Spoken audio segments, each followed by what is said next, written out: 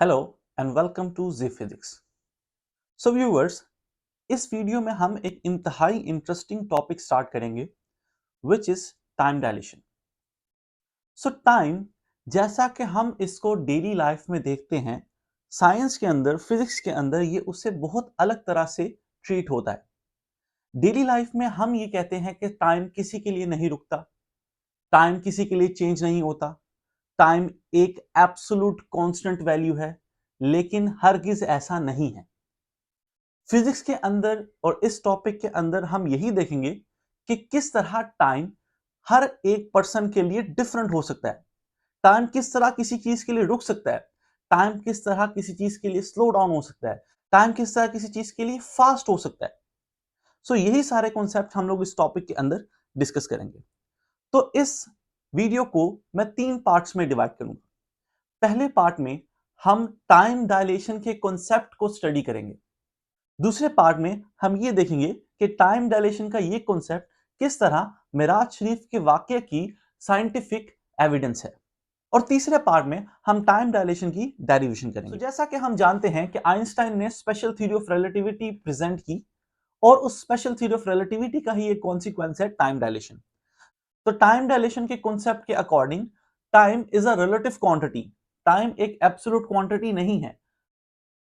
तो अगर सिंपल सी बात करें कि अगर दो ऑब्जेक्ट रिलेटिव मोशन में हैं, मतलब एक दूसरे के हिसाब से मूव कर रहे हैं, तो दोनों के लिए टाइम अलग अलग तरह से चलेगा। सो इस कंसेप्ट के रिलेटेड जो आइंस्टाइन ने फॉर्मूला दिया वो था delta T is equal to delta T not divided by under root 1 minus V square by C square. अब इसमें जो क्वांटिटीज हैं पहले उसको डिस्कस कर लेते हैं। यहां पर जो डेल्टा टी है ये होगा dilated time, delta T not proper time होगा, वी यहां पर स्पीड ऑफ ऑब्जेक्ट होगी, एंड सी यहां पर स्पीड ऑफ लाइट होगी। सो इस टाइम डायलेशन के कॉन्सेप्ट को समझने के लिए हम एक एग्जांपल लेंगे। इस एग्जांपल में मैं एक बॉय अली, जिसकी एज है 15 ईयर्स, और उसके एक अंकल हैं जो कि एक एस्ट्रोनॉट हैं और उसकी एज है 25 ईयर्स।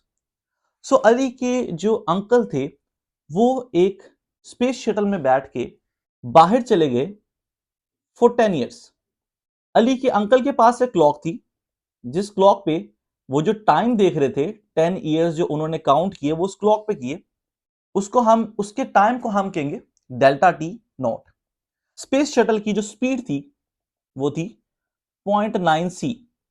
सी यहां पर आपको पता है स्पीड ऑफ लाइट है, which is equal to 3 into 10 power 8 metres पर सेकेंड। अब अली था ऑन अर्थ, और अली के पास भी एक क्लॉक थी। उस पर जो वो टाइम देख रहा था, उस पर जो वो टाइम मेजर कर रहा था, वो था डेल्टा टी। अब अली के अंकल जब अपने क्लॉक के अकॉर्डिंग 10 ईयर गुजार कर अर्थ पे वापस आते हैं, तो वो क्या देखते हैं, जरा चेक करते हैं टाइम डायलेशन के फॉर्मूला से कि अगर अली के अंकल 10 ईयर गुजार कर वापस आएंगे तो वो क्या देखेंगे। इसके लिए हमें थोड़ी सी कैलकुलेशन करनी पड़ेगी, और उस कैलकुलेशन के लिए हम टाइम डायलेशन का जो फॉर्मूला था delta T is equal to delta T not into 1 minus V square by C square, इसमें सारी वैल्यूज पुट करके कुछ सिंप्लीफिकेशन करेंगे तो देखते हैं क्या होता है। तो कैलकुलेशन करने के बाद हमें यह पता लगा कि जब अली के अंकल वापस आते हैं तो वो देखते हैं कि अर्थ पे 10 इयर्स नहीं गुजरे, बल्कि अर्थ पे 23 इयर्स गुजर चुके हैं। इसका मतलब यह हुआ कि अली के अंकल 13 इयर्स फ्यूचर में आ गए। तो जब वो वापस आए तो अर्थ पे 10 इयर्स नहीं गुजरे थे, बल्कि 23 इयर्स गुजर चुके थे। अली के अंकल अपने अकॉर्डिंगली ठीक टाइम गुजार के आए हैं 10 इयर्स का, लेकिन अर्थ पे 23 इयर्स गुजर चुके थे। तो अली के अंकल के 10 इयर्स इक्वल थे अर्थ के 23 इयर्स के। इसका क्या मतलब हुआ? इसका मतलब यह हुआ कि टाइम दोनों के लिए अलग अलग तरह से चल रहा था। अर्थ पे टाइम अलग तरह से चल रहा था, स्पेस शटल में टाइम अलग तरह से चल रहा था। स्पेस शटल में अगर 10 इयर्स गुजरे हैं तो अर्थ पे 23 इयर्स गुजर चुके थे। अब जब वो वापस आए तो अली की एज कितनी हो चुकी थी? अली जब वो गए थे 15 इयर्स का था और अर्थ पर 23 इयर्स गुजरे थे, तो अली की एज होगी 38 इयर्स। और जो अंकल थे वो जब गए थे उनकी एज थी 25 इयर्स, और वो 10 ईयर का पीरियड गुजार के आए तो उनकी एज होगी 35 ईयर्स। इसका क्या मतलब हुआ कि जब अली के अंकल गए थे तो अंकल की एज अली से 10 ईयर ज्यादा थी। तो 10 ईयर का पीरियड जब वो वापस गुजार के आए तो वो क्या देखते हैं कि अली की एज उनसे भी 3 साल ज्यादा है। इसका मतलब ये हुआ कि वो 13 ईयर्स फ्यूचर में आ गए। और सिर्फ ऐसा नहीं है कि उनकी क्लॉक में ऐसा फील हुआ है कि उधर 23 ईयर्स गुजर गए हैं और उधर 10 ईयर्स गुजर गए हैं। दोनों की फिजिकल एजिंग भी उसी तरह होगी, बायोलॉजिकल प्रोसेसेस भी उसी तरह स्लो डाउन होते हैं। तो मतलब अली की एज भी, अली की फिजिक भी 38 ईयर्स ओल्ड मैन की तरह होगी। मतलब अली अपने अंकल से 3 साल ज्यादा ओल्डर लग रहा होगा। So this is time dilation. तो इस पार्ट ऑफ वीडियो में हम मिराज शरीफ के वाकया को डिस्कस करेंगे और जरा ये देखेंगे कि किस तरह टाइम डायलेशन का कॉन्सेप्ट मिराज शरीफ के वाकये का साइंटिफिक प्रूफ है। सो मैंने एक छोटा सा क्वेश्चन लिखा है कि what if we travel with the speed of light. तो जैसा कि आप जानते हैं कि थ्योरी ऑफ रिलेटिविटी के अकॉर्डिंग हम स्पीड ऑफ लाइट के इक्वल या उसके ग्रेटर से मूव नहीं कर सकते।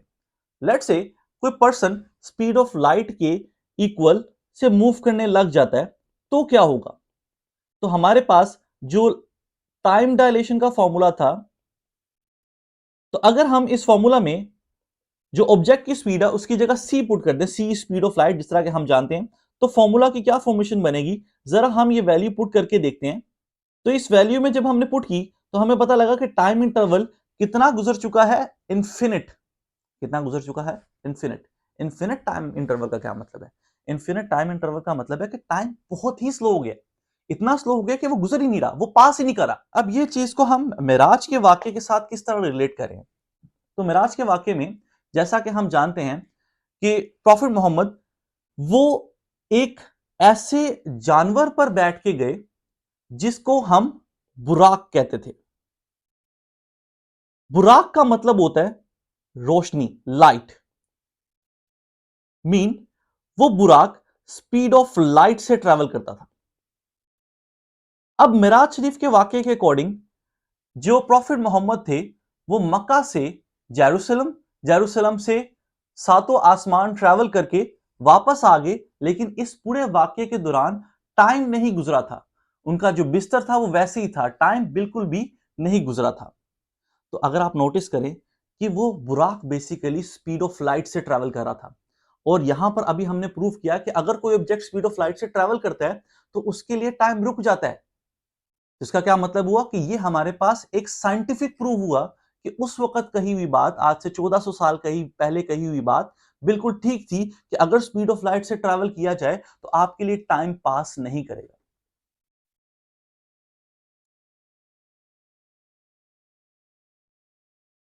सो in this part of video हम लोग टाइम डायलेशन का मैथमेटिकल प्रूफ करेंगे। तो उसके लिए हम लोग लेट करते हैं कि आपके पास एक ट्रेन है, उस ट्रेन में अपर साइड पे उसकी रूफ पे एक मिरर है और नीचे की साइड पे एक लेजर लगी है। उस लेजर में से लाइट जाकर मिरर से रिफ्लेक्ट कर कर वापस आती है और यहां पर एक ऑब्जर्वर है, ऑब्जर्वर ओ। अब जो डिस्टेंस है मिरर से लेजर तक का दैट इज डी। तो अगर हम बेसिक सी मैकेनिक्स इस्तेमाल करें S is equal to V cross T से, तो हम लोग देख सकते हैं कि यहां पे जो उसने डिस्टेंस ट्रेवल किया वो 2d के इक्वल है, आने का और जाने का। अब क्योंकि लाइट की बात करें तो v की जगह यहां पर c आ जाएगा और टाइम इंटरवल के लिए हम लोग यहां पर डेल्टा टी नोड इस्तेमाल कर लेते हैं। तो यहां से डेल्टा टी नोड निकल आएगा 2d बाय सी के इक्वल। अब अगर हम लोग यही ट्रेन को मूव करवा दें, अगर यही ट्रेन मूव कर रही हो तो फिर क्या कंडीशन बनेगी, उस कंडीशन को समझने के लिए मैं कुछ 3 टाइम इंटरवल्स पे ये डायग्राम बनाता हूं। सो अब ट्रेन आगे की तरफ मूव कर रही है विद स्पीड v। अब जब इस लेजर से लाइट निकली जो कि केस ए के अंदर निकली, तो वो आगे भी जा रही है और ऊपर भी जा रही है। तो जब वो मिरर पे हिट की तो वो बी पॉइंट पे आ चुकी थी। और टकराने के बाद जब वो रिफ्लेक्ट बैक करके वापस की तरफ आई ऑब्जर्वर के पास, तो वो सी पॉइंट पे आ चुकी थी। तो इसका क्या मतलब है कि लाइट सिर्फ सीधी नहीं गई, बल्कि लाइट ने कुछ इस तरह का पाथ ट्रेवल किया। अब अगर हम लोग इसी जो रे ऑफ लाइट है इसको अलग से बनाएं, तो हम देख सकते हैं कुछ इस तरह की फॉर्मेशन बन गई है। ये पॉइंट ए है जहां से लाइट निकली, ये पॉइंट बी है जहां पर वो मिरर को हिट की, और ये पॉइंट सी है जहां पर वो ऑब्जर्वर ने ऑब्जर्व की। ये बी पॉइंट पे मिरर को हिट की थी, यहां से नीचे वाली लाइन जहां पे लेजर थी, यहां तक के डिस्टेंस को हम डी कह रहे हैं। अब ए से सी तक वो डिस्टेंस है जो कि ट्रेन ने ट्रेवल किया था। अब ट्रेन ने जो डिस्टेंस ट्रेवल किया है उसको हम लोग S is equal to V into delta T से फाइंड आउट कर सकते हैं। और ये जो लाइन में जो मैं ग्रीन से मार्क कर रहा हूं, ये वो लाइन है जो कि इसका हाफ हो जाएगी। तो ये वाला जो डिस्टेंस होगा v into delta T by 2 हो जाएगा। और ये जो मैं येलो से मार्क करने लगूं, ये वो लाइन है जो कि लाइट ने ट्रेवल किया है। अब लाइट ने जो टोटल डिस्टेंस ट्रेवल किया है वो किया है S is equal to C into delta T. S is equal to V T से हम लोग सी पुट कर देंगे, स्पीड ऑफ लाइट। और इस डिस्टेंस में जाने का डिस्टेंस भी शामिल है, वापस आने का भी। अब ये जो मैंने येलो से लाइन मार्क की है, ये सिर्फ जाने का डिस्टेंस है, तो ये वाली लेंथ इक्वल होगी सी इंटू डेल्टा टी बाय 2 के।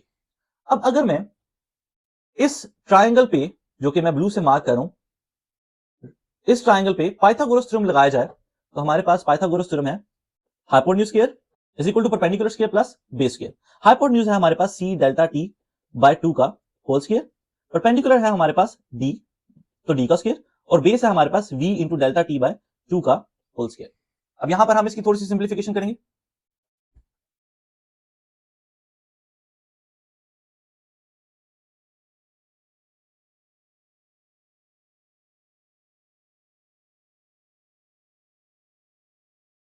तो यहां से सिंप्लीफिकेशन करके हमने डेल्टा टी स्क्वायर की वैल्यू फाइंड आउट कर दी।